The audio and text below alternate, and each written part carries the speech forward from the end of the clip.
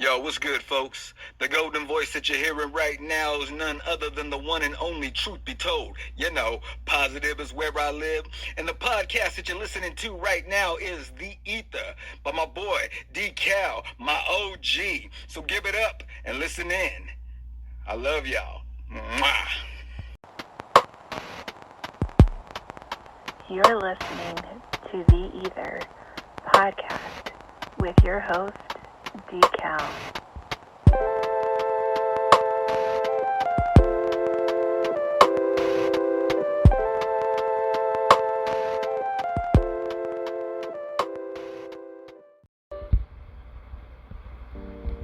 Ladies and gentlemen, what's up? It's your boy D.Cal here at the E.I.T.H.R podcast from the GNSHQ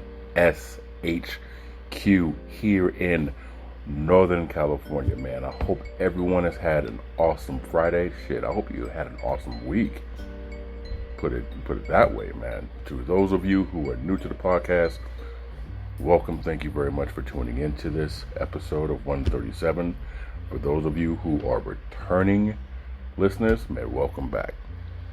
The E.I.T.H.R podcast stands for the elephant in the room, where we talk about certain things that you normally couldn't have with your peers because of just difference in opinion, but mainly a lot of folks tend to be short-sighted, nearsighted, one-sided, whatever the case may possibly be. So here, you may not necessarily agree with everything that we're discussing, but hopefully when you leave this podcast, you'll have a better understanding of what it is that you are disagreeing about. Now, social media, you can follow us on Twitter. You can follow us on X, as well as Instagram. The handle's going to be the same, E.I.T.H.R. The E.I.T.H.R on Instagram as well as X. You can follow us on TikTok, which is the parent company, under the parent company of the GNS Inc. THEGNSINC. Now, we like to do something here on the podcast where we give shout outs, inspirational, motivational, and it's a point that I make to every episode that I do this because it is very crucial, it's very important that there's some inspiration in your life, because not everyone faces days where there's encouraging or words of encouragement or something to kind of pep you up. And hopefully the sound of my voice and the words that I bring at least does that. So what I want to do is, again, man, I want to give a shout out to some of the new listeners that we have in Ontario, the listeners we have in British Columbia. So what's up to Canada? Thank you very much for listening to people out there in Greece and Belize and Hungary, Algeria, Spain, United Kingdom. Man, I just want to say thank you very much to Tonga, Tanzania. I know I chopped that up, and I'm so sorry that I butchered where you're from. But, you know, shout out to England and everybody else. I want to give a shout out to Fresno, California. Thank you very much for tuning in. I want to give it to Oxnard in Southern California, as well as San Diego, El Centro. I want to give Phoenix, as well as Texas, as well as, I don't know if this was intentional or not, but we got some people in the Panhandle out there in Florida. So thank you very much for tuning in to the E.I.T.H.R podcast and everywhere in between, man, from Sin City to Cincinnati. Thank you very much, man. If you are in the Sacramento area too, particularly the Carmichael or the South Natomas area, I want you to stop by Pollo Loco. There's a location right there on Madison and Auburn, and in the Natomas area is right there off Northgate, off the freeway. So shout out to my people over there at Pollo Loco. I just want to go ahead and give them a shout out. They're doing their thing out there, doing some connecting, doing some cross branding. So just wanted to show some love to Marcelo and Maria.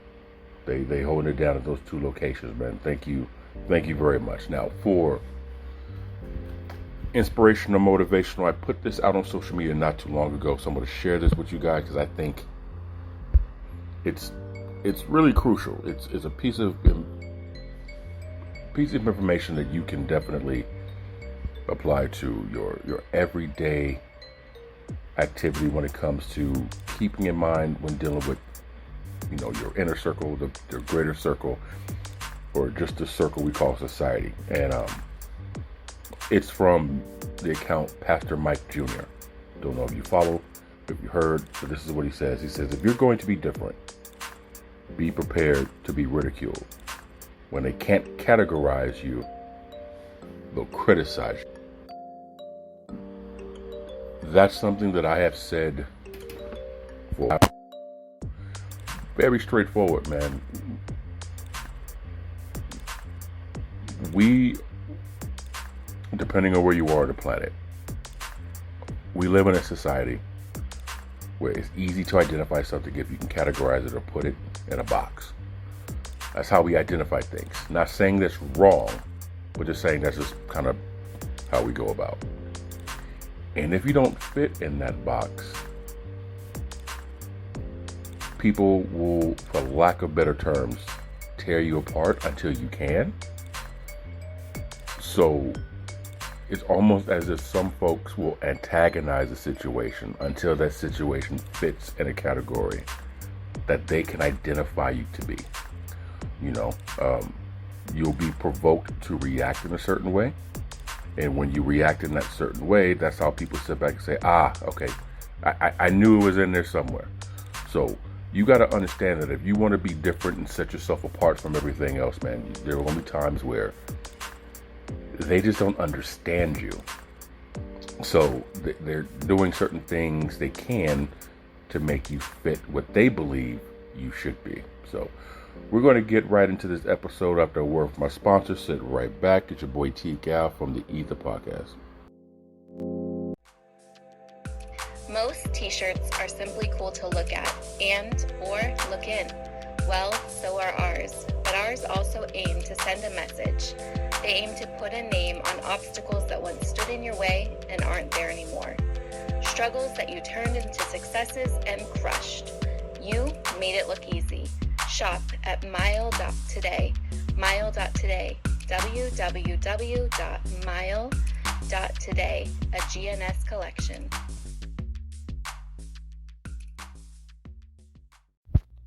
This is Dave in Auburn, California, and I'm listening to the E.I.T.H.R with Decal.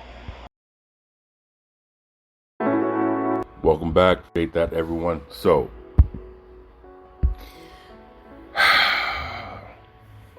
we're gonna talk about this right quick because I feel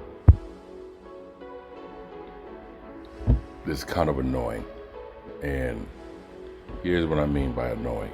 Because this type of thing happens too regularly, in my opinion, and that is, if you've ever been to San Francisco, California, they have a tourist location called Twin Peaks. And Twin Peaks is this place where you can go to the top of these hills, right? And it's like it is a beautiful view. You have like a panoramic view of the city.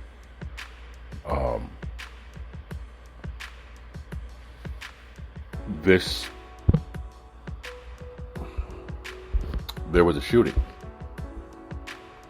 and within the shooting, there was a death of somebody who was there. The article doesn't necessarily go too much in detail, but I'm going to read in part some of the article. So just give me one quick second, and then I'm going to kind of get into what it is that I want to get into when it comes to. So let me go here right quick so I can get to that part. So here we go. All right, so this is from the San Francisco Chronicle. The slaying of a teenager on Sunday drew renewed attention to crime at one of San Francisco's most idyllic tourist spots, the Lookout Point on Twin Peaks. Just as city officials plan to beef up police patrols and install protective infrastructure at the base of the hillside. Among the safety measures underway are significant retrofits to what is now a manual gate on the south end of Twin Peaks Boulevard. Staff of the San Francisco Metropolitan Transportation Agency will install an electronic system to open and close the gate automatically, along with license plate readers and cameras to track vehicles when they enter and exit. I'll kind of just stop reading the article there. Like I said, you can go to the E.I.T.H.R podcast on Instagram or on X. The link to the article is right there. You can read it for yourself. So, this article doesn't necessarily speak on what was the cause of this situation that happened on Sunday. But to me, it speaks volumes over how the more things change, the more things stay the same, right? So they're going to get into license plate readers. And if you, again, I'm sure there are other places in the country or in the world who are like this, but in the Bay Area specifically, the bridges 100% are electronic. There's no more toll people at the bridge. So when you cross the bridge, it reads, identifies, and photos your license plate. I'm all for the procedure, personally. What I'm not for is the people who cause this type of thing to have to happen. It's bullshit, right? It's it's to the point where we collectively as a society, we're ultimately making things harder on ourselves than we really need to, in my opinion, right? In my opinion. Listen, again, I don't know the circumstances of what happened with this particular situation. I'm not saying it's justified, but I'm also not saying, in some case it might be karma. Who knows, right? And I know people are going to sit back and say there's no justification for it. Someone lost their life. Well, there's always exceptions to the rule, but we don't know what it is, and I'm not going to play God. But the thing is, yes, we want these places to be more safe. Yes, we want people to feel safer. The article also goes into this particular area where you get tourists. San Francisco is a huge tourist attraction. You have the Lombard Street, you have the Golden Gate Bridge, you have the Bay Bridge, you have the Japanese tea gardens, you have all these different sites and things to do, and to see Pier 39. The Chase Center has got a nice little attraction to it. You have so many different things in the city where people want to see. And there are folks, I am confident, they save their money to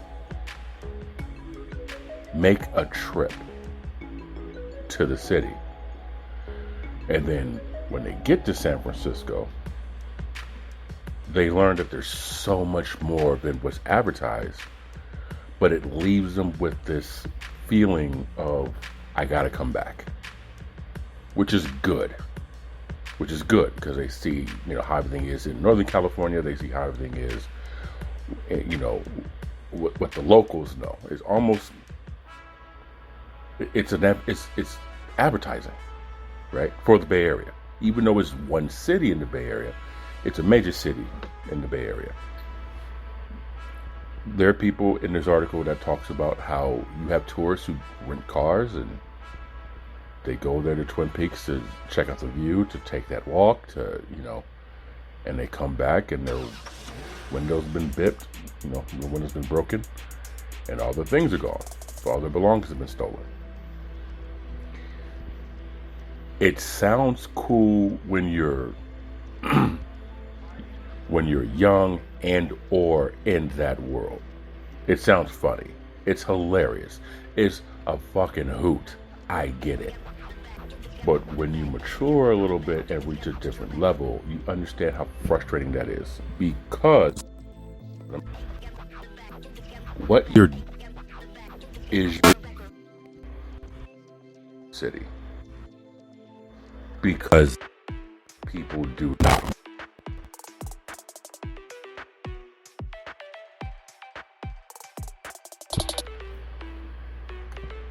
And because of that, you create this void that now needs to be filled, which then causes certain people to take different measures in order for them to compensate. They now bring in, it's just ugly, bro. It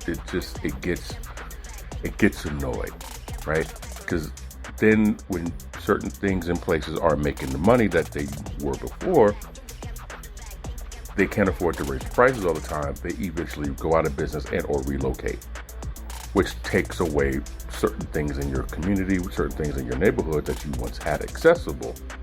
It's now being removed. So you lose out on that, which could be jobs for people. So what was once cool for you to hang out and go on a regular basis is now relocating or shut down because of disruption of those who live in the moment. And I get it. There are certain times where you got to do what you got to do. I understand, but there's also a time and a place. So eventually, with this situation with Twin Peaks, you are now going to cause unnecessary precautions to be taken in a place that did not have to worry about that. Right? Just because you saw a Gucci bag, just because you saw a laptop, I mean, they shouldn't have left things in the open. If that was the case, that's, shame on them. That's just common sense. Don't put belongings in the open where people can be tempted to take it. So, you got to share some responsibility with that too. But it's also one of those things where, damn, man, you certain folks are turning what was once a beautiful thing ugly quick. And there's a saying, what could take you a second to get into could take you a lifetime to get out of. And in some of these cases, bro, that 6 seconds to break that window, reach in that car, lean on that seat, snatch whatever it is and dip, you could have caused a whole mass hysteria, a cascade of problems that didn't need to happen just so you can have bragging rights amongst your own again. And it's not like I was never young and did some stupid shit. So it's easy to look back and sit back and understand why it was stupid. Because it just needs to stop. Right? Because someone lost their life. And when you look at the scheme of things, in the grand scheme of things, they probably lost their life over something that could have easily been avoided. Most likely avoided.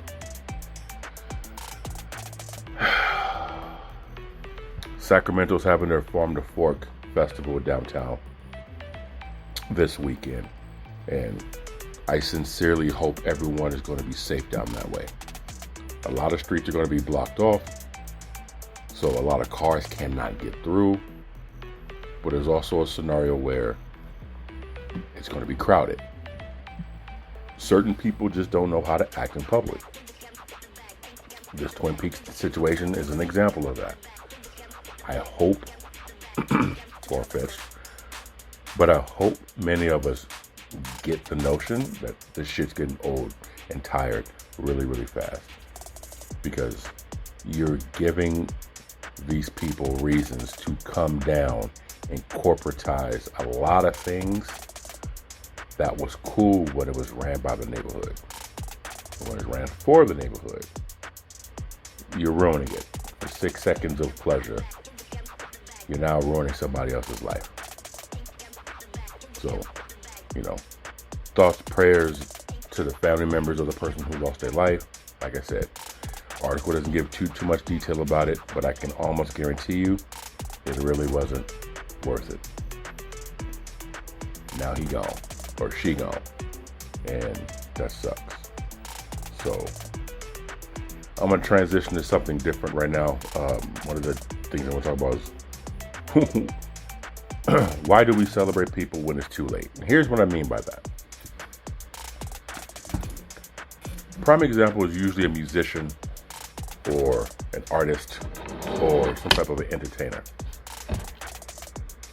It's almost as if we take for granted when they're here, and then when they gone, we want to sit back and debate on who was the biggest fan, right?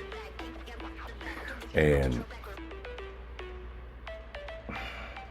it sucks. It's almost like we don't appreciate what we have and until it's gone. And I remember when Sinead O'Connor passed away, how so many people came out, and I don't remember the artist's name who spoke on this, but she says, if you sat down when she was alive, don't stand up for her now that she's dead. In so many words, right? And I think that's a very powerful statement to say, because when someone is here trying to do something, everybody wants to sit down and observe and watch and be a bystander. But when that person is removed from us, then everybody wants to talk about how much they meant to you, or how much you meant to them. Or my personality is a little bit the opposite. I'm kind of an extremist when it comes to that. Like, if I got your back, I got your back no matter what. If your cause is for the betterment of everybody, or for the cause of the beneficial of someone that's not harming another, I'm all for it. You know, my A1 says I'm everybody's cheerleader, right, when it comes to stuff like that. And at this point in my life, man, I'm a huge advocate on everybody making it. Why can't everyone make it? You know, there's different levels of making it, but I want everyone to make it.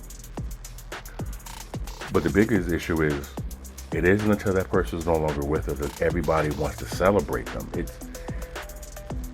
It sucks. Like, Jadakiss once said a line in his song, dead rappers get better promotion. I mean, you know, it's sad, but it's true, right? It's almost like you pay respects to them now that they're gone. But my thing is, why can't we give them their flowers while they're here, right? And so that is one of the things that I have an issue with, is celebrate people while they're here, man. Like, if you have someone that's got a promotion, right? And then I want to take that back. We celebrate people, I think, with things we can identify with.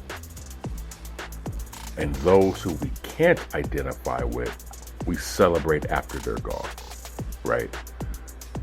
Here's what I mean. Someone has a kid. Someone gets a promotion at a job. Someone gets a job. Someone graduates high school. Maybe get a college degree. A promotion. We celebrate those things. Cool. Somebody wants to start a business. Someone wants to become a mentor. Somebody wants to do something in the community to help out, fill in the blank. Somebody wants to get into a certain line of, we don't celebrate that. And it's interesting. It's very interesting. I feel, and this is my opinion, if someone is able to do something that you can relate to, celebrate that. Go ahead, celebrate that. Give them their kudos, give them their props. But if someone is also doing something that you can't relate to, celebrate them too. Because they're doing something that you don't even fathom is possible, right? Maybe possibly what you can do is ask questions like, what made you get into that? Wow, how did you start that? Man, like, so what do you do? How does that work? And don't ask the question to ask the question just so you can know the answer per se. I would think it's best if you ask the question to ask the question because you generally want to celebrate them, right? Where if Gucci came out with a shirt that you want, you have no problem telling everybody you want that Gucci shirt. But if your homeboy or your homegirl wants to start a gardening business, why are you so tight-lipped on that? You see what I'm saying? Speaking of that, I want to give a shout out to my homegirl Erin. Trying to go to her Instagram page since I made that gesture. I want to give flowers now. Hold on right quick. It is E.I.T.H.R Succulent Foliage. You guys go follow her on Instagram. E.I.T.H.R Succulent Foliage. FEISLER SSUCCULENTFOLIAGE.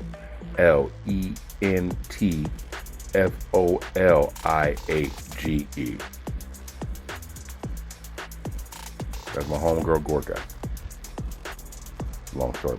Junior high school. Long story. But yeah, I think we should celebrate people more and more, especially if you know them. And it's something that you don't do, right? If it's something that's out of your quote-unquote normal realm, celebrate somebody for thinking outside the box. Celebrate someone who's doing something completely different, right? And to go on a tangent real quick about something being completely different, I was watching this video, and it talked about music, and particularly hip-hop. Growing up in the 90s, listening to hip-hop, here's the reason why old heads give the new booties such a difficult time. Some of it's not to their own fault. Some of it is. When music dropped, it was a beautiful thing. Here's why. Everyone had a style. Everybody had their own style. I remember watching this video with Jay-Z on the Breakfast Club, and him, Lauryn Hill, like 2 other people, they all dropped, I think, like the same day, right? They all had like the same release date. And the reason why having a different style was such a crucial thing back then, because it was also easy for people to identify who was who, because that was your style. Back then, if you tried to sound like Snoop, it was a diss at you. It was highly frowned upon. You didn't really make it. You weren't successful because you were biting someone else's style, right? That's where the knock was. If you had a style that was similar to Wu-Tang, if your style was like Dr. Dre, if you sounded like Too Short, everyone wanted to create their own thing. And so I think and believe the problem was the evil side of capitalism took advantage of that. The suits got involved. They corporatized the music.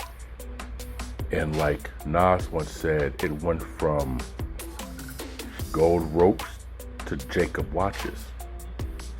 Like it went from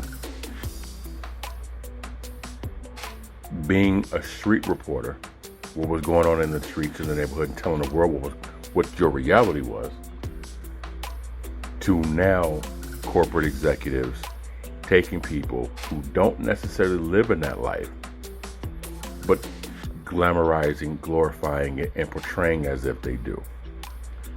You took people who were trying to get out of the hood by making music about it, to now people recruiting those from the hood and keeping them there.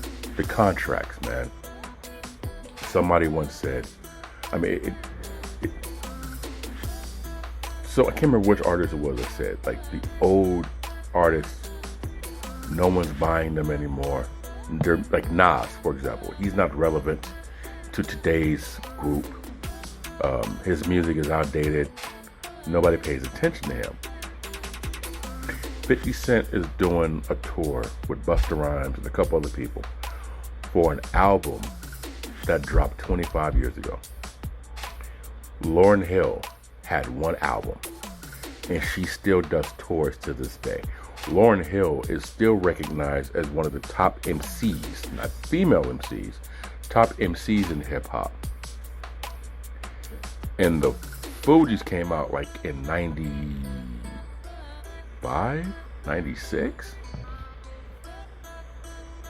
Dr. Dre has dropped now 3 albums, and he's been in the music business since 83, 4?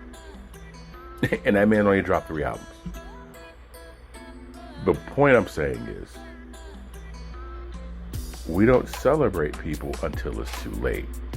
The hip-hop world, with these new artists that are all sounding identical. They're sounding the same. I want to say it was little light-skinned motherfucker, whatever his name was. He once made a not a jab, but a comment towards Eminem, like, no one cares about lyrical rap anymore. We just out here having fun. If you notice, a lot of the artists aren't selling tickets to their concerts anymore. I think it's because the evil side of capitalism, it burnt it out. Like, it burnt out. Because they made it to where it's so easy for someone to put an album out. It's so easy for someone to put a record out. It's so easy for someone to put music out. You completely diluted the art to where now all music sounds the same, but people think that's what the craft is all about. And a lot of these old school artists that are still in the game need to be celebrated. And the beauty about it is they're making a comeback to the art. Nas, everyone understands, Nas used to drop an album like once every 7 to 10 years. That was his thing. Because he didn't do it for the corporate money. He did it for the love, right? That man has dropped, 6 albums in 2 years? Like, it's unheard of. Like, and the problem, I say, with Nas's albums is whichever one comes out, the next one is going to be hotter than the previous one. So it's like, King's Disease was so dope. King Disease was dope. And I loved King Disease KD2. I was like, yo, KD2 crushes KD1. Then he dropped KD3. And I'm like, yo, this is the dumbest album this man has ever made. Like, he can't do better than this. Then he drops Magic. And it's like, okay, where have these songs been? Right? So it's like, we need to celebrate these artists because they are the pioneer of the genre, in which is the most influential genre in music. You don't believe me? Look whatever artist that you are fond of, that genre of music that they are in. Look how they appear on stage. Look how they appear on their videos. Look how they appear on television. Like, look what they're wearing. The styles are, it's stupid. Like, I don't mean that stupid like in a derogatory way. Stupid, if you're old school hip hop, stupid means fresh, means dope, it means ill, it means sick, it means nice, it means lit, it means all that shit. We need to celebrate these artists and understand something. Again, this is all my opinion, Decapital E.I.T.H.R podcast. The hip-hop that you hear on the radio is not necessarily hip-hop. That's just the hip-hop that corporate tells America, this is what's hot. And I talked about this in the episode a while ago, how AI is eventually going to start making, air quotes, hit records for the radio. That's the problem. Because I know they can go off BPMs, beats per minute. They can go off a certain style of music and kind of replicate that digitally. But what they can't replicate is the soul of the music, the feeling you get when you hear that song. DJ Quick once said, when you're recording a song with tape, not so much digital on a computer or a laptop where it's all compressed, but when you're using actual tape to record and there's a party in the room, that energy from that party in the room that everyone's listening to the music, it almost magnetically gets attached to the tape as it's recording. So when you play your song, that energy transfers from the studio onto the tape, from the tape through your speakers, from your speakers to your ears in this area that you're in, which is another reason why when you hear a song and you immediately start to groove, it's like you're part of the party that was happening when that song was being made.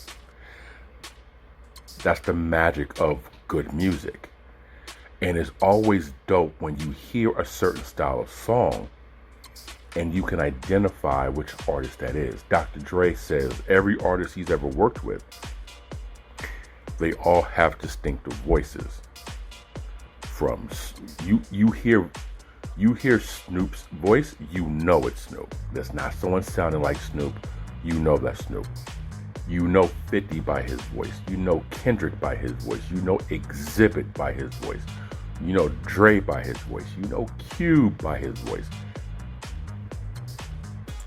When you hear these artists, they all give you a different type of emotion and or reaction when you hear them. When you hear music today, it's easy to get this artist confused with this artist, confused with these artists, confused with those artists, because the cadence, the tone, the beat, damn near size identical. So it's hard to differentiate. Again, it's like, well, if you heard one, and I don't like using this term because I don't want it to seem as if I'm, trying to shit on them. But it's like, if you heard one rap song in today's world, you heard them all. Right? I miss the era where if you heard a certain production, you understood, this is a Pete Rock production. Or, okay, this right here, you could tell this is Battle Cat, right? I miss the productions where you hear a song and you're shocked by who it was. Like, oh man, this is a Just Blaze beat, right? Or when you hear a certain style of beat that you didn't know, you're not familiar with, and you wind up finding out it's a producer that you're a fan of. Because it sounds nothing like they've done, and it sounds like nothing that you've heard. We need to celebrate these people while they're here. I think one of the most irritating things that would happen is music producers like E.I.T.H.R, music producers like Ant Banks, music producers like I said, Battle Cat, music producer like Scott Storch, like Timbaland, even Eminem getting a production, Swiss Beats, Neptunes. When they're gone, that's it. That's it.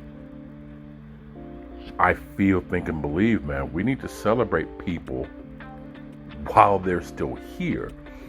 And one way you celebrate somebody is giving them the respect that they deserve, paying the homage that they deserve, and appreciating the skill set that they have by differentiating themselves from the competition, by creating their own lane in the music business versus conforming to sound like everybody else that you have heard, which dilutes everything. And I think, again, the evil side of capitalism made it easier for people to sit back and say, we don't have to do as hard of a job at working at becoming great. We just gotta do something and we'll get swept in the group of greatness of today. That's just my opinion. I think we definitely should celebrate people while they're here, so it isn't such a flooding of appreciation when they're gone. Because like I said, when Sinead O'Connor passed away, it was very irritating for me to see all these celebrities show her love.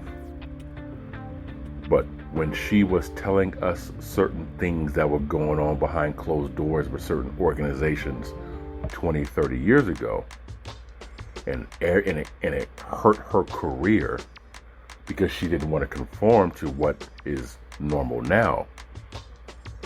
Nobody wanted to get with her on that. They didn't want to stand with her on that. But now they want to show support that the woman is no longer with us. And so it kind of just made me feel that way. It just made me feel like, we definitely need to give people their flowers while they're here, man.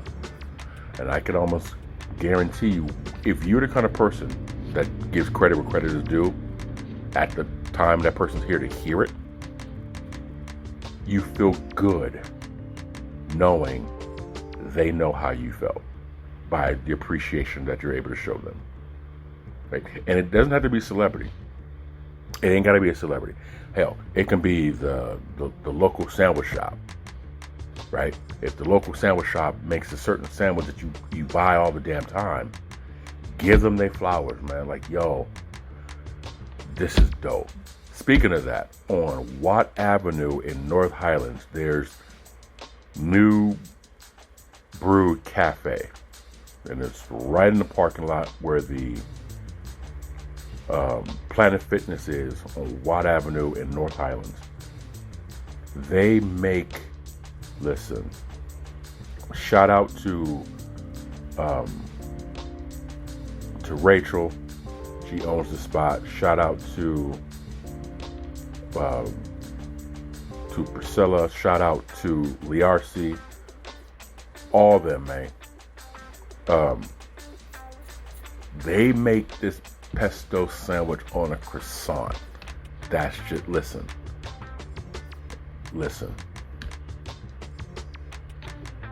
Yes. If you ever go there, tell them, yo, I heard about you on the E.I.T.H.R podcast, and I want to get that turkey pesto sandwich on a croissant and make it with love. Man, listen, that shit right there keeps me coming to their cafe every single morning to get that damn sandwich. It is amazing. And I told them that, like, give people their credit, man. If you got it doesn't have to be something major, man. It could be somebody at the gym, right? The custodian, right? The custodian, like, give the custodian credit. Like, look, man, you got a job that nobody wants to do, and you're doing a hell of a job doing it. I appreciate it every time I come into this office. I appreciate it every time I come into the school. I appreciate every time I come here to eat. This place is always clean. Thank you for that, man. I do appreciate you keeping this place clean as possible for us to eat here, go to school here, work here, whatever the case may possibly be. You know what I'm saying? Like, a little bit of appreciation does go a long way, right? Even your partner, even your kids, even your parents, even your neighbors. I get it.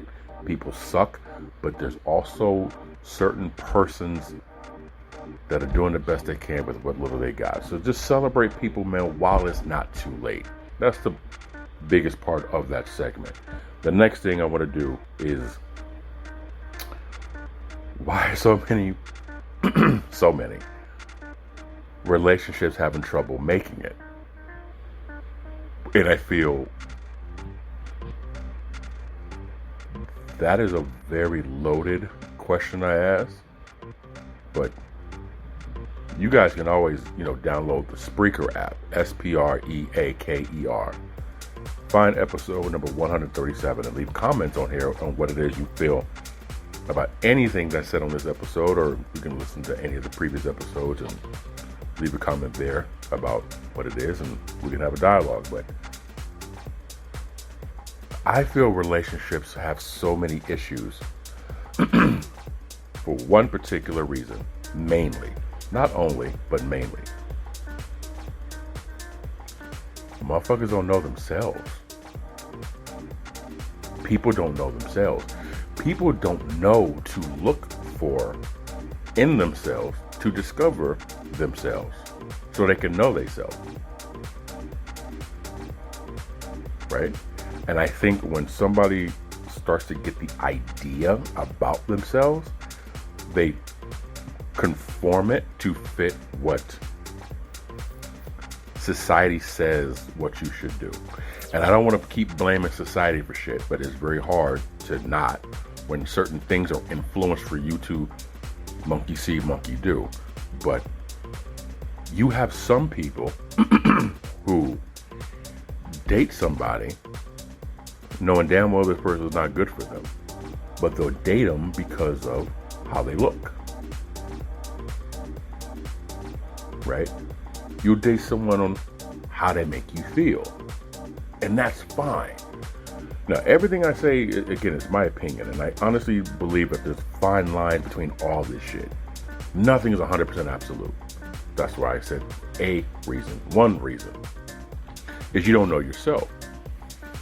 You might find someone that's physically attractive. They make you feel a certain type of way. But that's only part of the reason why you're attracted to them. And it could be a huge reason why you don't last with them. Because you're not really compatible for long term. Right? You need to understand what this person is about, what makes this person tick, what makes this person motivated, what inspires him or her or them, what motivates them, what drives them. Those type of things are crucial. So here's a question: if you're single, you should say. If you are in a relationship, here's something you might just have to stop and think about. Instead of asking yourself, is this person right for me?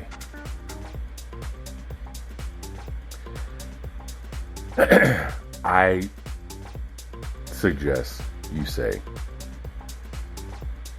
am I right for this person? And here's what I mean by that. If you know what makes you tick, if you know your own personal red flags, if you know what you will and will not tolerate, if you know what you can, what you cannot live without, if you know what you do and what you do not want in life, if you know these things, it will probably be more of a beneficial equation if you looked at it and say, the limits that I have for myself, the what I will and what I won't do, the what I like, what I don't like, the what I love, what I don't love, the what I appreciate, what I don't appreciate, what I tolerate, what I don't tolerate. Is that something that'll work with them? Right? Because I think, feel, and believe, if I sit back and say, is she good for me? By doing that, I may lower certain things that I shouldn't to make that piece fit. And over time, there's resentment, there's regret, there's frustration. But if I say to myself, am I a good match with her? Now I'm looking at, are those pieces of hers going to fit with me? Because ultimately, it's kind of like an interview when you're first dating somebody, right? Sense of humor has to be on point, or at least compatible enough. Mindset, certain things that you will and won't tolerate, you know, you got to ask yourself, how hard are you on that? Like, how hard is your stance on that? Because there's certain things that you may not tolerate that you actually realize that you can tolerate. You just haven't found a person that you're willing to tolerate that with. But I think it's crucial if you start asking questions about, am I a good fit for her? Am I a good fit for him? Because you kind of just let actions speak louder than the words. And that kind of tells you or gives you some type of a gauge of, okay, I think I can work with that. I think I'm okay with that. I think, you know what? I think this could, okay, this is going to probably take some time, you know, some compromise, but yeah, we can, yeah. See, for me, it took me a while to understand, am I a good fit for this person? And the answer is no, I'm not. Here's why I say that. I know myself. I'm an entrepreneur, right? I'm an individual with a lot going on. Is this person someone who's willing to put up with everything that I have going on, whether it's sporadic, spontaneous, or scheduled? If the answer is no, can't rock with that. Because I'm not willing to compromise what I'm building for their settlement. Ain't gonna work. I know I'm not right for you. You want someone who is 9 to 5, 8 to 4, 10 to 6. You know, leave by breakfast, home by dinner. I can't do that. Because one morning I might be up at 3 doing some things. Next one I might be up at 6 doing some things. Hell, I might be up at 11 a.m. because I was up till 4 a.m. doing some things, right? I was watching the video of the Defiant Ones, and Jimmy Iovine's ex-wife said the same thing. If you're going to date someone like Jimmy, if you're going to date someone that's very passionate about their craft, if you're going to date a genius, you can't expect ordinary. And you have to be okay with this genius being a genius, which means you're going to have to be okay with times where they can't talk to you for a couple of days because they're trying to work out a situation, trying to get out of a funk. You have to be okay with them distancing themselves from you for a while because they're trying to work on a project. You have to be okay with getting a few minutes of their time for the next few days until this project works. You have to be okay with everything is perfectly fine, and all of a sudden something pops up out the blue and they got to attend it because of how important it is to what they're trying to build, and be willing to wait for them to come right back and pick up where you left off. She said she was okay with that until she wasn't. I understand me. There are going to be times where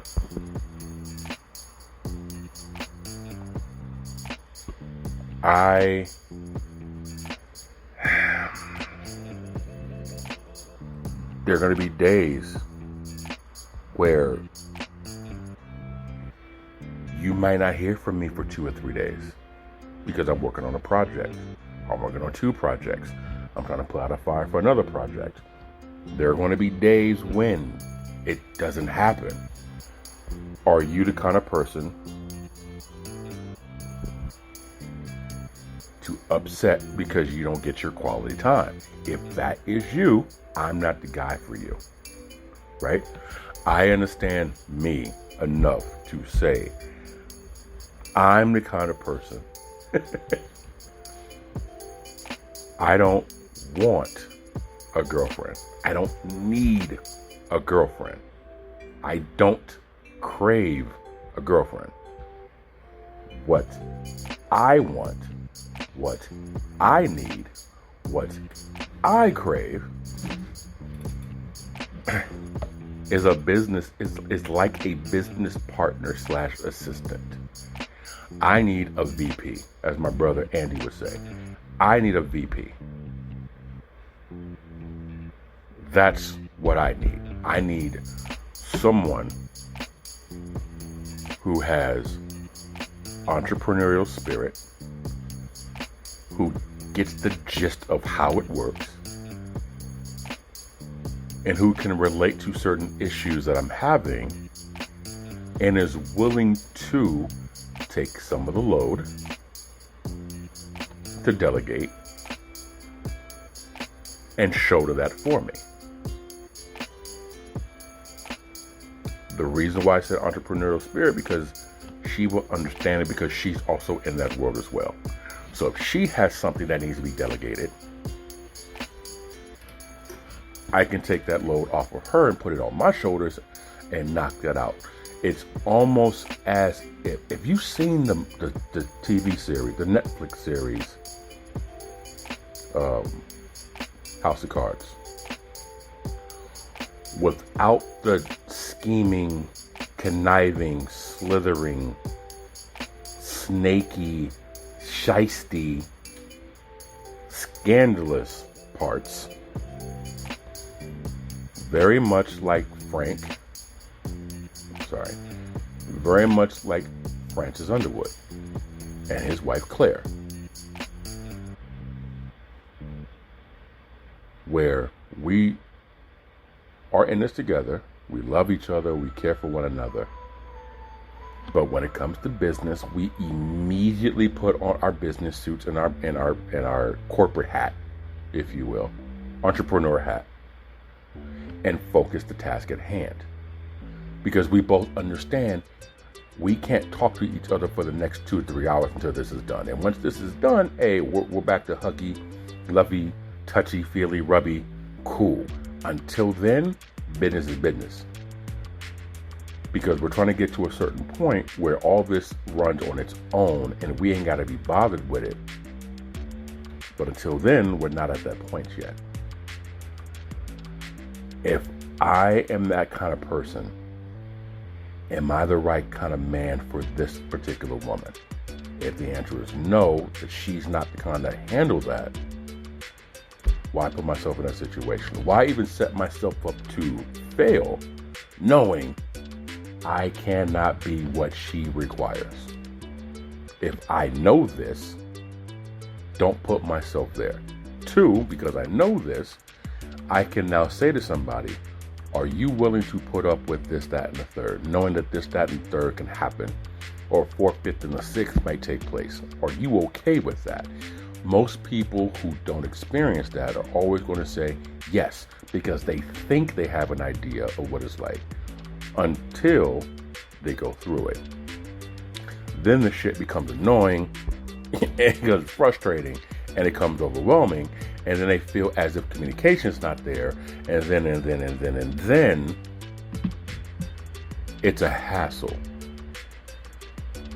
But if you know who you are up front and you put that chip out on the table in the beginning, nobody can sit back and say they weren't aware of what was coming.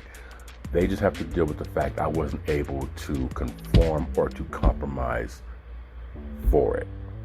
And you live and you learn. But a lot of people in a lot of relationships don't know themselves enough to say, is this person cool for me? No. Am I good for them? If you are a person who's playing the field and you want to be single and you want to try to get as much pussy as you can, fellas, you got to ask yourself this question. Okay, is she the kind of person that's going to let me play the field like that? If the answer is no, don't get into a relationship with her, because she's expecting you to be monogamous and solely hers. You were expecting her not to find out all the shit you do behind her back. That's a recipe for disaster. Now, here's the flip side of that coin. If she's okay with you doing that, you better make sure you establish if you're okay with her doing it as well. Because what's good for the goose should be good for the gander. And if you're not okay with her doing to you what you're doing to her, maybe you shouldn't get with that woman. You know what I'm saying? Maybe you shouldn't even fix your mouth to speak to that woman. That's why a lot of relationships, in my opinion, are having trouble making it. Because people do not know themselves. And they know themselves, they have to ask themselves, am I the right person for this person over here? If the answer is yes, hey man, best of luck to you. Right? I think today, and this is going to be another topic for another episode, but when it comes to relationships today, too many people are trying to fit the description of what they see online, which is no different than before the internet. People were trying to fit the description of what they saw on television. It's kind of the same exact thing. This is why I said, if you know you, and you know if, okay, I'm going to probably be a good fit for this person over here, it doesn't matter what the TV shows you, right? Because the TV says you should act a certain type of way, you should perform a certain type of way, you should carry yourself a certain type of way. But the reality is, you're nothing like that. So be you, right? I mean, it's a good gauge, I guess, for some people to see certain type of relationships and how they act on television. And, you know, certain people, it makes you feel good about your life isn't as fucked up as some of these celebrities' marriages and relationships, right? But if you try to mirror your lifestyle the way you see on television, that's another recipe for disaster, because sometimes those relationships are set up and staged. Not arranged marriage, but arranged relationship. You know, sometimes these relationships are set up for a certain look. 2, these relationships are in front of cameras, bro. And they got to play a part for a TV series for entertainment and rating purposes. Get with someone that gets you, right? And I feel a lot of people don't know how to do that. And I think a lot of people should do that, right? Even with friendships, what's your goal? What's your agenda? What you trying to do? What you trying to achieve? Where you trying to be at? All right, cool. Do they think the same way you do? Do they see it the same way you do? Saw this one video yesterday, and my man was talking about, you know, you have your day ones. Your day ones are the ones you grew up with the sandbox, right? They, elementary school, you know, little snot nose, you know, brown bag lunches, you know, recess, you know, those are your day ones. They came up with you, right? But he says, I'm also an advocate for the day twos.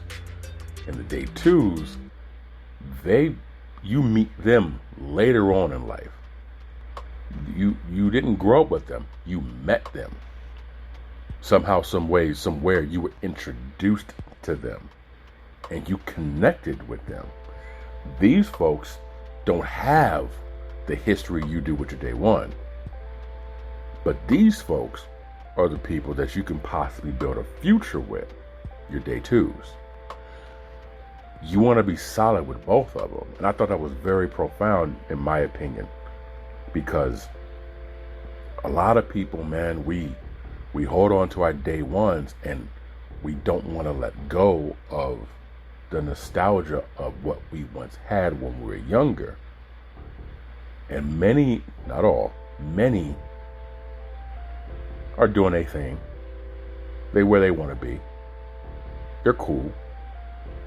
But then there's some, look man, the height that you're trying to reach, that's too high for them. They can't see that far up. They neck hurt looking at where you're trying to reach.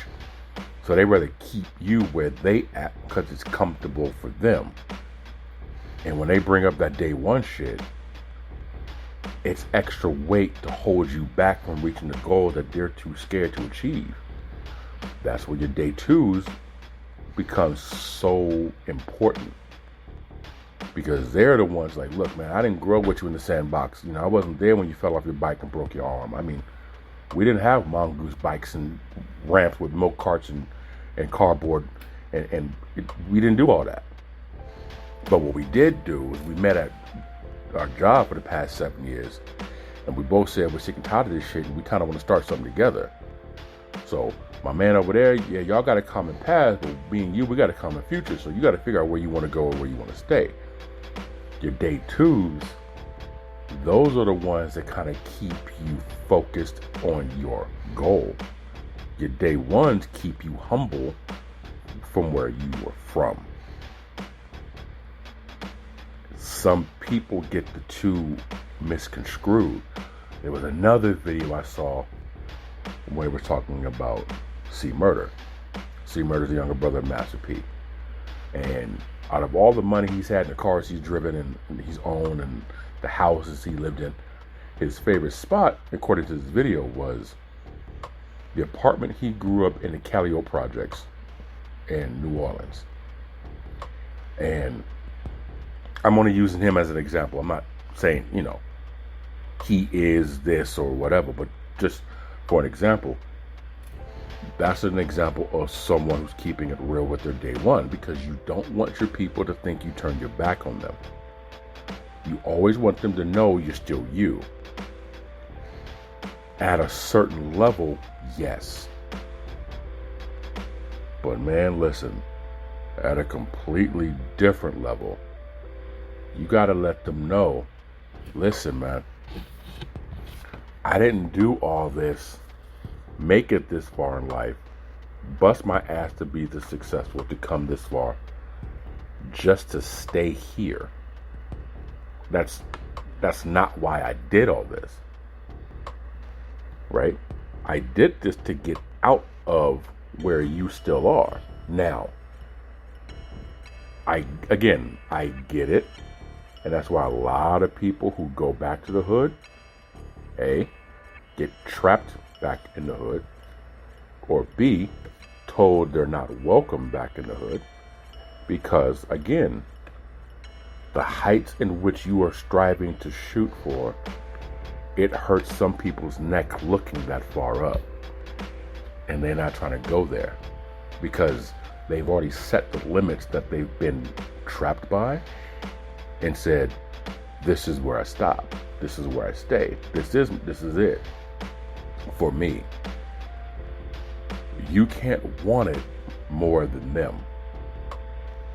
So a lot of relationships, when it comes to friendships too, man, we don't want to come off as, I can't come back home. If they're your real day one, he or she should understand you're trying to make it, bro. You're trying to make it out of where I'm trying to stay at. Don't let me hold you back. Go do your thing. You've made it this far. Don't stop. You always gonna be my peoples, man, but I can't do what you're doing, right? And if they're okay with being left behind in that sense, you should not have any guilt on why you leave them. If they're willing to go with you, don't give them shit, but guidance. Right? Give them a job. Give them some books to read. Give them some people to talk to. Give them a direction and point them there and say, listen, in emergencies, I got you. But this is the path you're going to have to take. Now, I'm going to give you some aid, some assistance that I wasn't granted, but I'm not going to pave your way. You're going to have to put in some work. But I got you. Don't trip. It's going to be scary. It's going to be intimidating. It's going to be frustrating. But I got you. Don't worry about it. Most relationships don't have that. People don't want to put in any legwork anymore. And the moment you encourage them to do something on their own, they get pissed at you because you're not babysitting them. That's another reason why relationships, friendships don't make it. Because we have this expectation of, well, now that you made it, you should give it to me. That's not how it works. No one gave it to me, right? But again, I'm not saying turn your back on them. I'm simply saying give them guidance, give them a direction, give them a path. I once said if I ever won the lottery, which I never will play, but if I ever did win the lottery, I'm going to take about 20 people that I find important enough, and I'm going to give them a one-way ticket to anywhere they said they wanted to live. I'm going to buy them a property, paid in full. I'm going to buy them a vehicle, car, truck, depending on where they live. I'm going to give them a bag of money, 10, 50 grand, somewhere in that range. And I'm going to tell them this is yours. The car's in your name. The house is in your name. The title is in your name. This is you. Here's the money. You didn't ask for this. You didn't beg for this. But this is the only thing I'm ever going to give you. Here. Right? If I ever won the lottery, that's what I do with 20 people. Do whatever you want to do with the money. I'll give you some guidance on what I think you should do with it. I'll give you a direction and where you might want to look to put it. But as you, if you go to Vegas with 20 grand and kick it with some hookers and cocaine on a Friday night and it's Sunday morning and you broke, nose is bloodied, eyes bloodshot, talking about, man, that was a hell of a weekend, that's on you. But I'll give you some direction, I'll give you guidance, I'll give you a leg up. Because I want these relationships to make it. Right? As an example. But if you know you well enough, you should know whether the person or the people you are associating with, if you guys are going to want to make a good match. And I think if more people did that, more people would have solid relationships with their friends, with their families, and their significant other.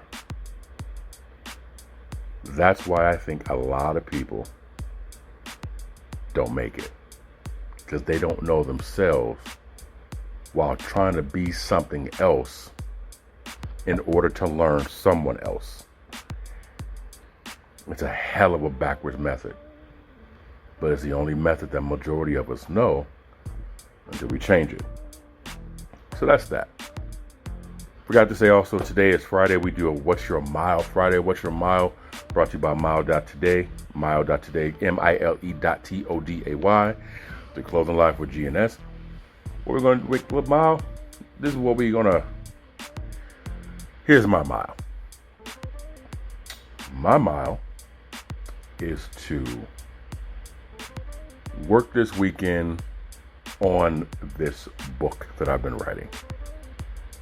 And so, jot down a few more ideas. I've been brainstorming for the past couple of days on this project. I'm not going to speak on it just yet.